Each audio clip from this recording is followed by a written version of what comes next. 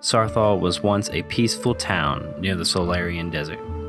Its population was quite small, but its people were exceptionally strong in their faith.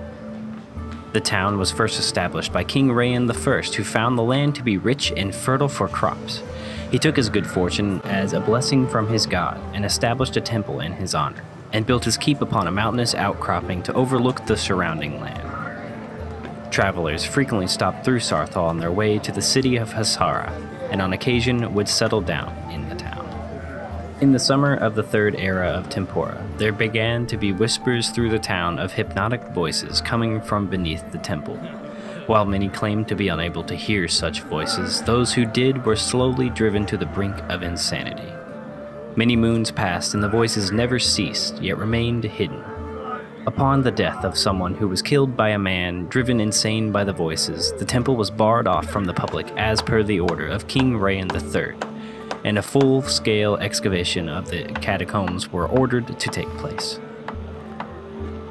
The king and his men worked day and night digging up the catacombs, slowly following the whispers of voices down through the dirt.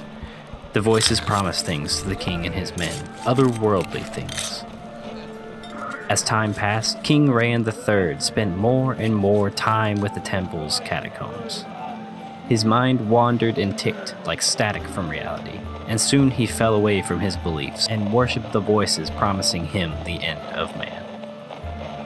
Months passed as the king dug in all directions, following leaks of words from the whispering voices in his head.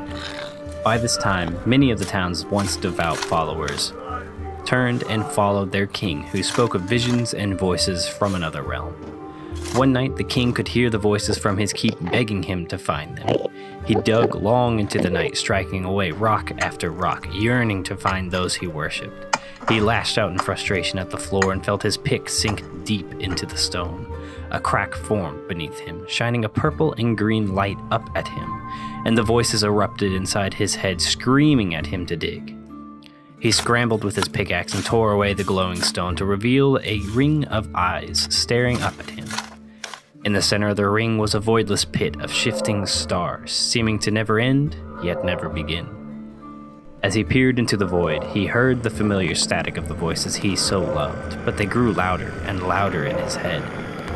He craned his head back as if his skull might burst, and in his agony plunged into the void. A connection was made. From the ring of eyes came a horde of Endermen. They poured out of the catacombs, ravaging the houses and lives of those who had worshipped them. They spread their way across all of the land and have since ceased to speak to any human unless staring into the eyes, to which they respond with rage and screaming. This is the story of the town of Sarthal, the town of the Tainted.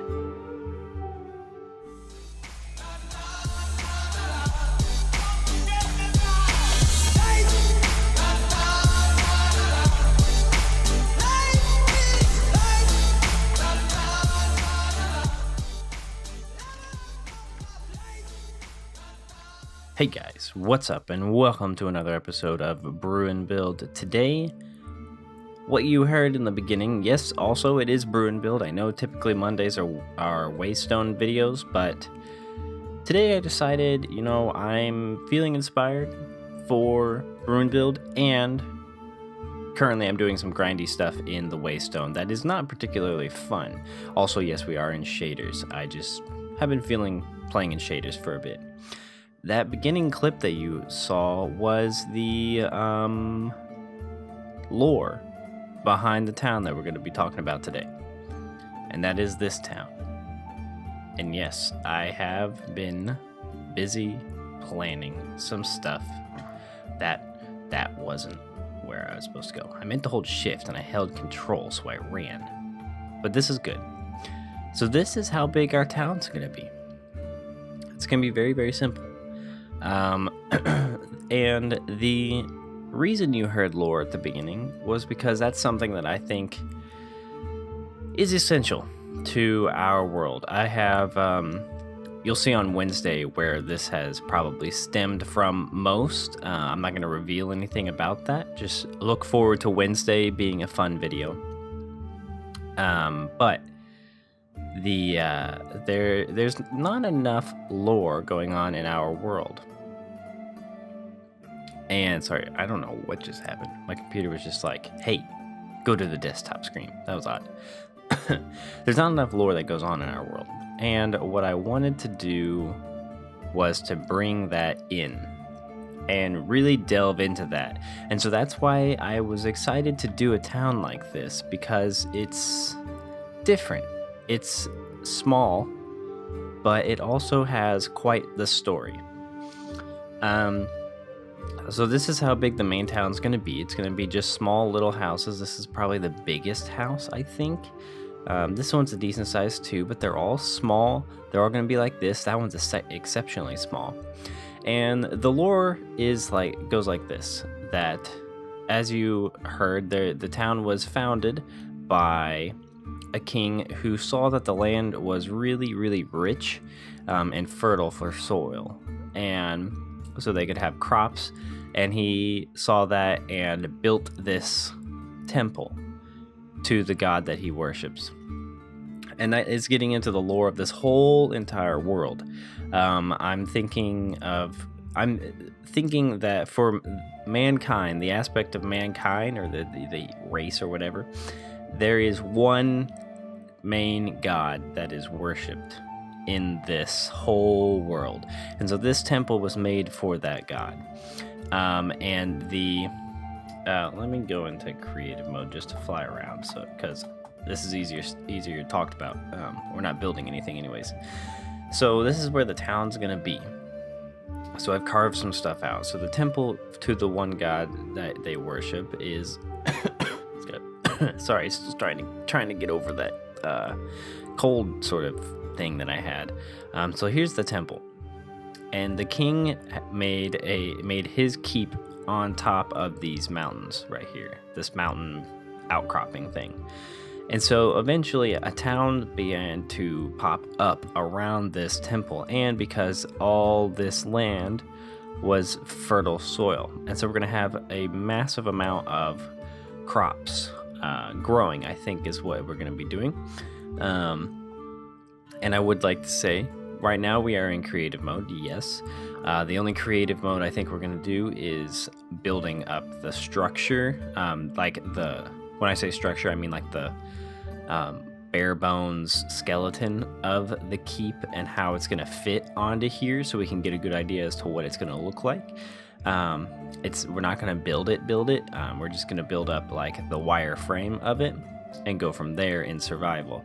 We also will probably lay out the pathway that wraps all the way up, because that will just be something that's a challenge to lay out properly in survival. And I'm not gonna go and build the whole thing in creative or anything like that. I'm purely doing a quick layout of things.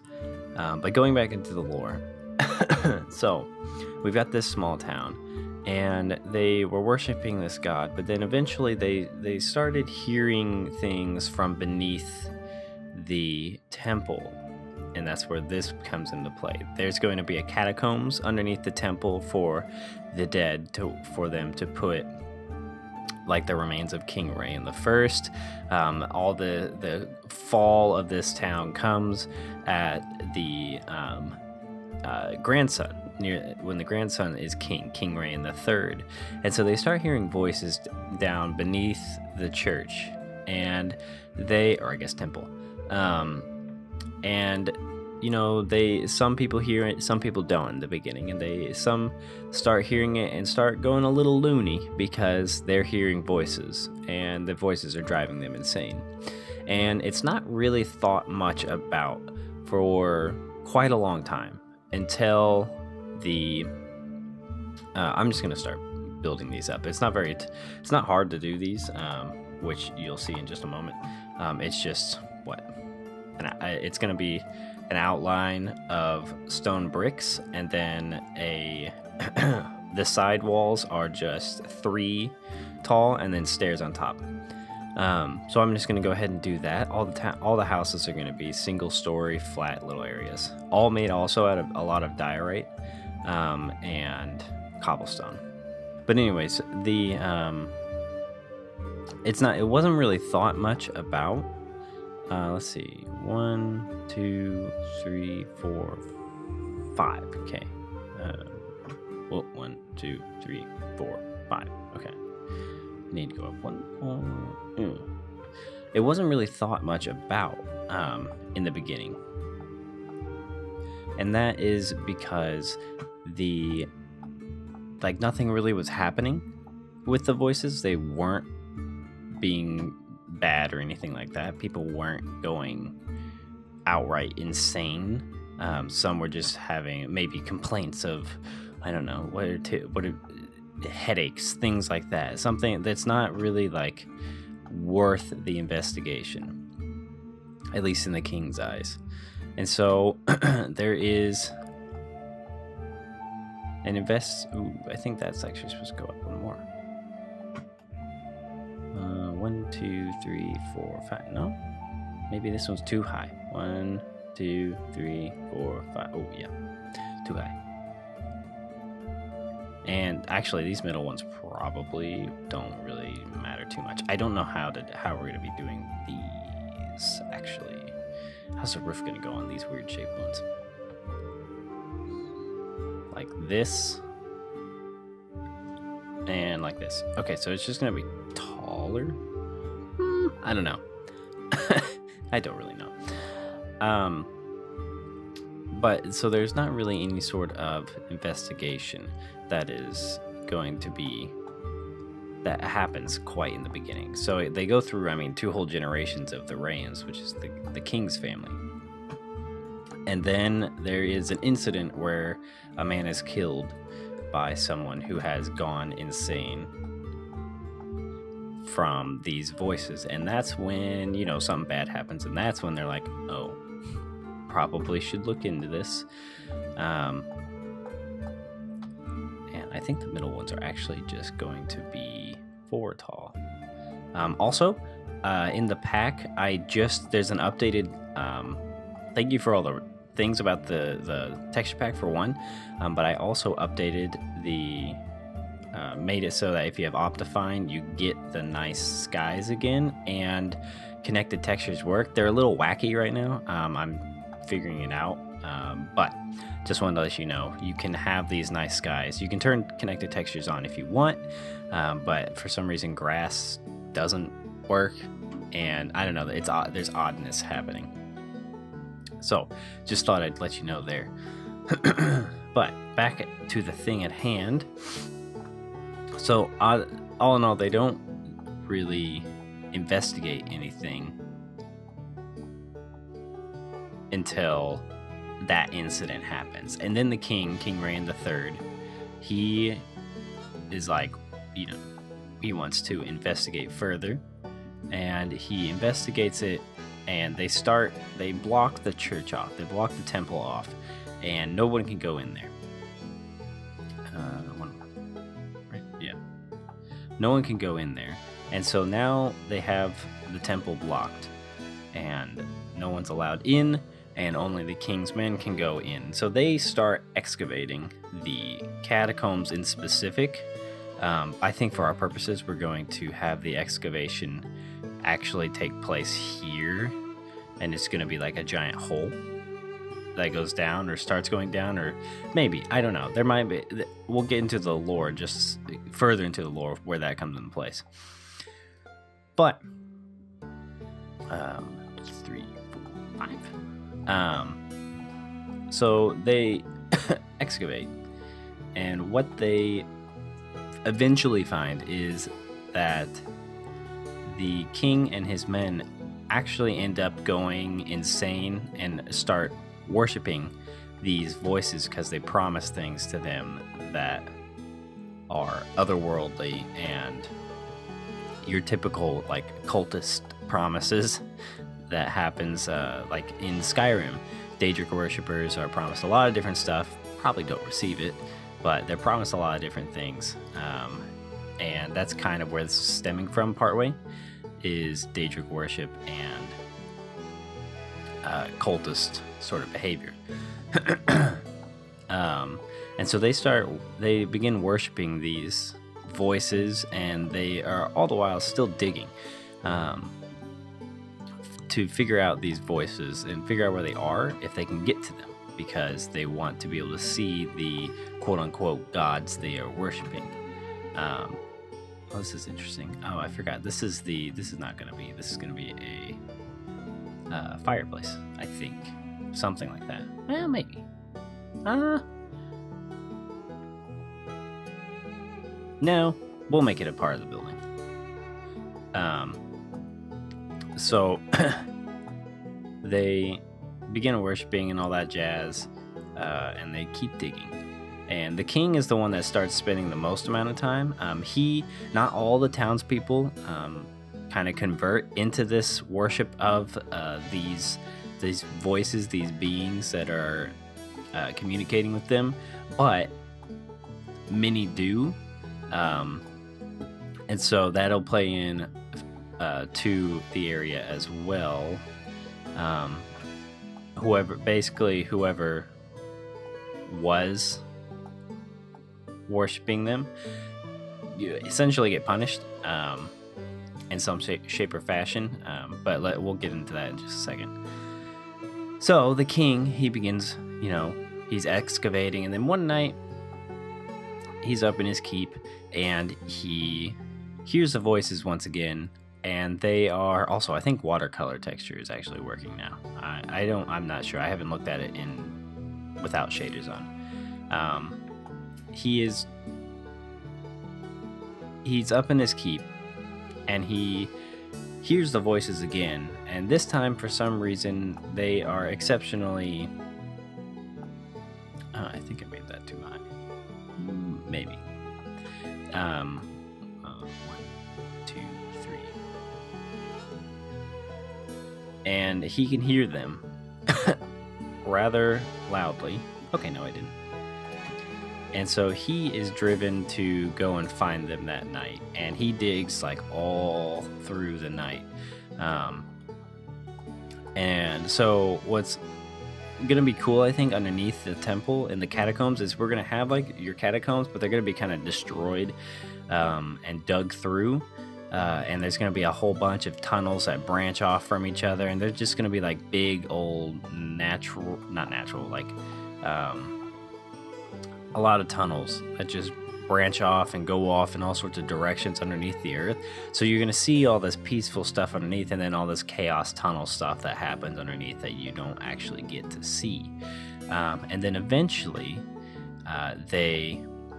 he is in like all the movies and stuff, he gets frustrated enough. Well, I didn't know you could actually make that jump if you glided. He gets frustrated enough to the point where he just lashes out with his pickaxe, and it uncovers a glowing sort of crack, and that crack lets the earth fall away to reveal a portal of eyes, which, as you probably can guess, is the end portal. The end portal, I chose this location specifically for this town because if I can eat my potatoes, the end portal is right there where that log is. Right, the block in front of it, that's where the end portal is. And there you can actually get to it. That's how I just get to it real easy. Right down there, that's the block that's like directly in front of the first set of eyeballs. And that's why that is there, because we're going to have tunnels that branch off all over the place, but then there's going to be one main tunnel that is bigger than the others, because maybe he found that this tunnel was like the key one. And so they dig and dig and dig and dig and dig, and then eventually it'll drop a little bit and go down, because it's a fair amount down, I think. Yeah, it's a good ways down. So we're going to have it so it's going to be like right over here. So the tunnel's just going to kind of gradually come down and angle, and it might flatten out and kind of curve around and end up right around here, and then just kind of drop. Like the closer and closer that they got, and the closer and closer he got, the more and more anticipating he got for finding them. And he just kept digging straight down, not really thinking like, I need to, watch out, for lava pits, your standard. He was a bad Minecrafter. Let's see, 2, 3, 4, 5. And so he didn't follow Minecraft rules. Don't dig down, kids. Don't dig down. Okay, good. And what's good is this, or well, not what's good, but this, when he opens up the crack, this is when a physical connection hasn't been made quite yet. But the reason we're going into this lore, the reason I'm telling you all of this again, is because one, I wanted you to hear. Ooh, look at that, gliding all the way down here. Yeah. One reason I'm telling you this is because I want you to realize what it's for exactly. Because I want to start explaining why things are the way they are in our town. Meaning, why are there Endermen in our world? Why are there zombies? Why are there skeletons? Why are there undead walking around? Things like that. Explaining the origins of the normal stuff in Minecraft. And so that just comes in, makes it so that we have to explain things through story. And I'm pulling a lot of this idea and stuff from both Grumpy Owl, who is doing a giant home series that is totally based on stories, and I'm also pulling from Fixit and his Realm of Vastin, which is immensely based on stories as well. And it got me to thinking, we don't have much. Like we built the Gypsy Camp and we built the Hobbit Town, but we don't have much in the ways of story. And I thought, let's change that. Let's do this. It's a small town. This is not a giant project. The town isn't. The tunnel might be interesting, but I don't even think the tunnel is not that far. So that's not going to even take too much. But the fun thing is about this is, so when the king, Rand III, actually opens up and sees the portal, all the voices basically make him go insane at that point, and he falls into the portal. And that's when a connection is made. And that's what led in order for the Endermen to be able to get to this world, they had to have a physical connection made by something from this world fall into the portal. And that's why the portal has been buried and sealed away for, I don't know, forever. And that is kind of the premise that I was going off of, that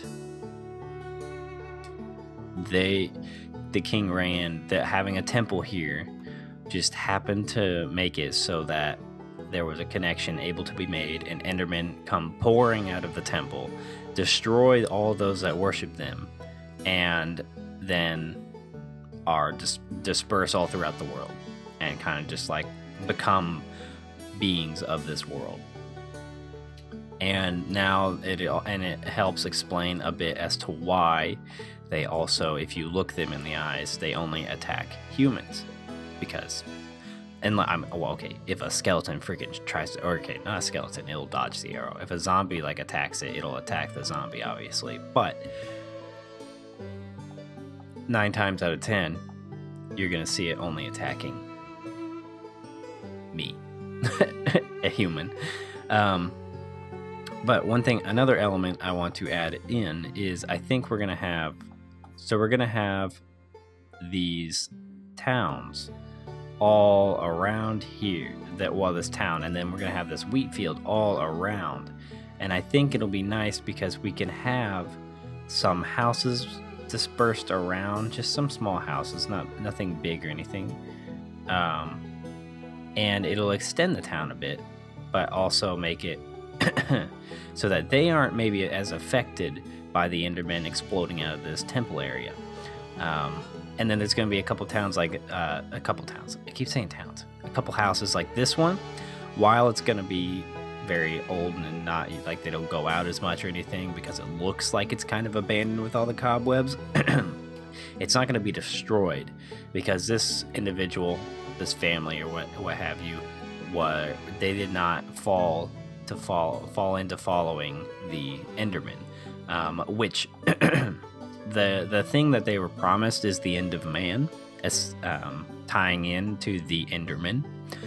And so the end of man is just essentially, imagine like in movies when they say things about how obviously the end of man is near and you're going to fall because we are greater beings. Essentially, it's what they were saying. And so it's better to worship us than to worship us and help us out, and you will be spared. Essentially, is what's happening. Now, no one knows what happened to King Rand III. That's something that we could get into a little later in the end, and actually maybe build a kingdom sort of thing in the end. That could be interesting. But that is the lore behind this area. That is what we've got so far.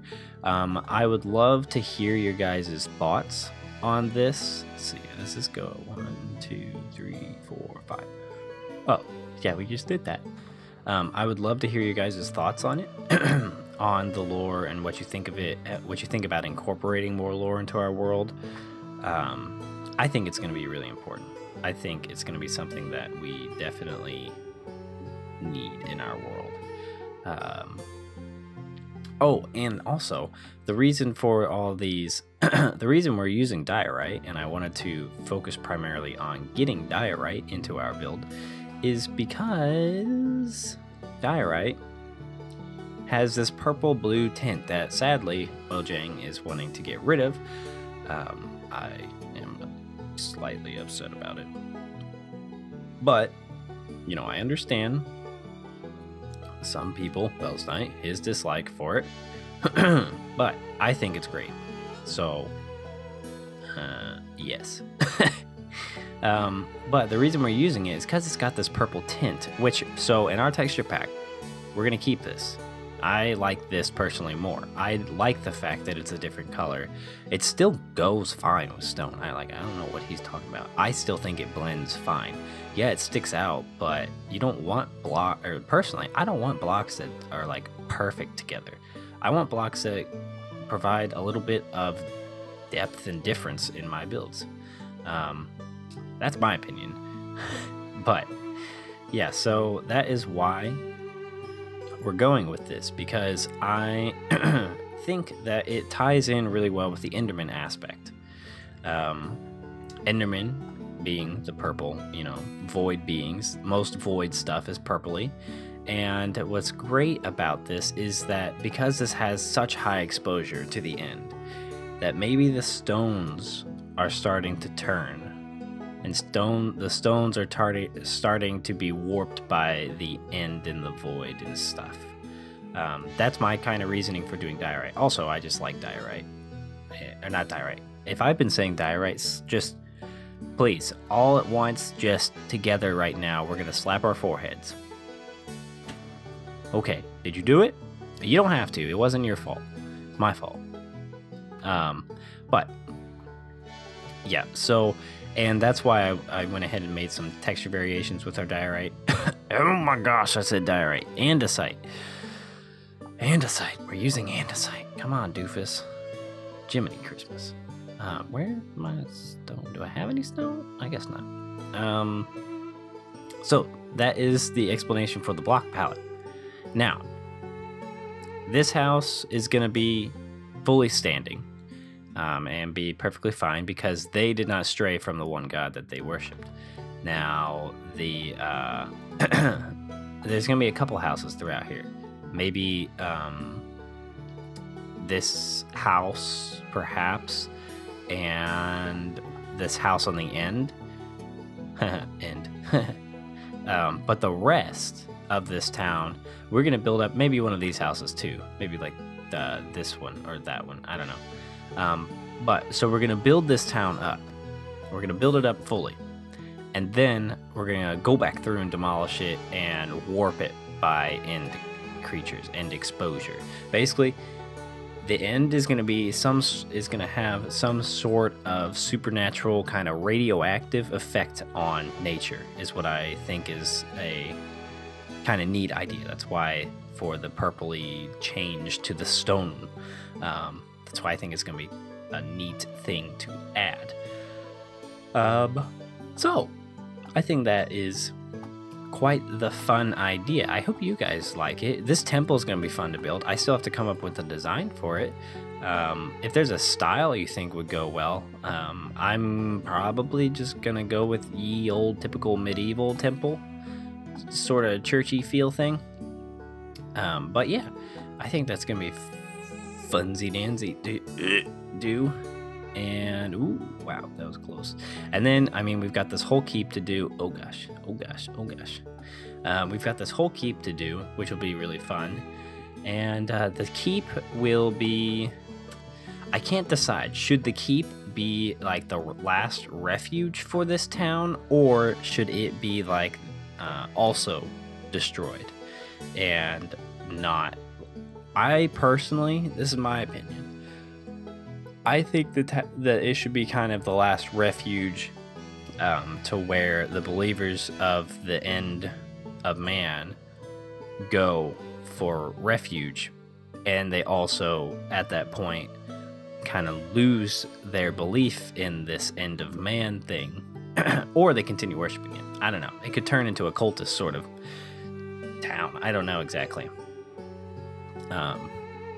Or it could maybe King Rayan the Fourth, who is the son, was never pleased with all the end of man junk, and so he takes over and he starts trying to do the cleanup of things and ruling over this, but is sort of trying to protect those that are left in the town while also protecting trade, because this is a major trade route. There's going to be like a trade route that comes through somewhere. I don't remember where I was thinking.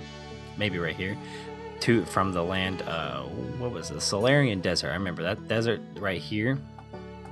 I think this is the desert that I was thinking. Could be the Solarian Desert because it's got a nice river running through it. And actually, let's knock this up. So we've got a nice sized desert and pretty decent size. I think it's a little small, but you know, it's not massive. It grows. It stretches far and wide. Ooh, I only have one rocket left. We're going back. But this desert, I was thinking, could be a place for our desert town eventually. I just thought that would be a nice tie-in for this area, this little town, to have a sort of be like a passer through town, kind of like Oakvale in Fable 2. You pass through it, you don't stay there, but you can trade, you can, you know, do that sort of stuff. But at the end of the day, probably not going to stay there. So yeah, let me get some stuff organized, so we can finish off. I'd like to finish off, let's do, how many more stairs? We need a couple more. And so I'm going to do sleep, and then I'm going to get materials gathered up for that house right there, that we started. I did keep the creative portion of this. If you guys really want, I can throw away all the materials that I would have used, just make an estimate, but I didn't figure it was that big of a deal. The hardest things that would be hard to get would be these cobwebs, because we'll have to go back to the gypsy camp and go to the mine shaft, but that's honestly not even that bad. So let me get materials gathered so we can finish this up, and then I think that will probably do it for this episode. So let me get materials and we'll continue talking. Okay. So what I would like to know from y'all, oh, we're not doing that here, oopsie poopsie. What I'd like to know is what you think. What do you think of this lore? What do you think of this idea that I have kind of come up with? Did you like the lore stuff at the beginning? Wow. There was a crazy gust of wind just then. I don't know if you heard it. That was crazy. Oh, no, not like that. I thought it would be a fun thing to do. Just because we've not done much in the ways of lore building in this world, and I thought it was needed. I thought it was a good thing for us to get into.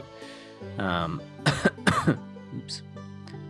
And I really had fun writing it. It was rather fun for me to just sit down and kind of think through what this town's lore was going to be like. And then we're going to do it like this, I think. I will do that in a second. Oh, this is going to be hard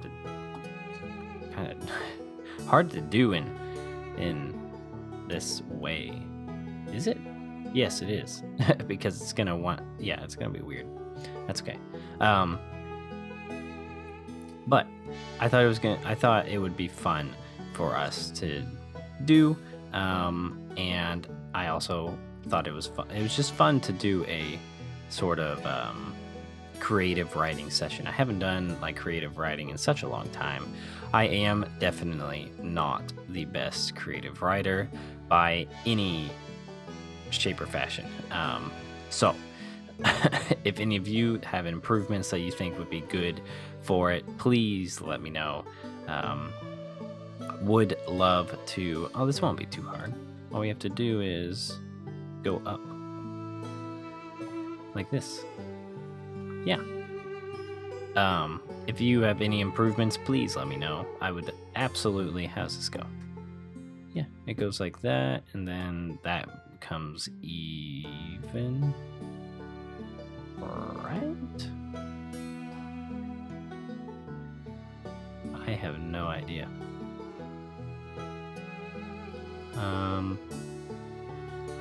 What in the nuts?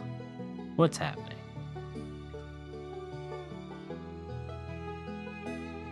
Oh, I see. I was wrong. Haha, goes like this. That makes sense. Oop, lost it. Okay, that makes sense. Like that? No. Like that. And you were there, right? Yes, okay. The bushes, those are what threw me off, I swear. It goes like this. That makes sense as to how much easier that is. And then, does this have anything underneath it? Yes, it does. It's got a block underneath it. But it is part of the wall, so it can't be stone brick. It has to be... It can be stone, but it has to be like that. Okay, and then... Do we want to do this sort of shapey thing at the end on either side?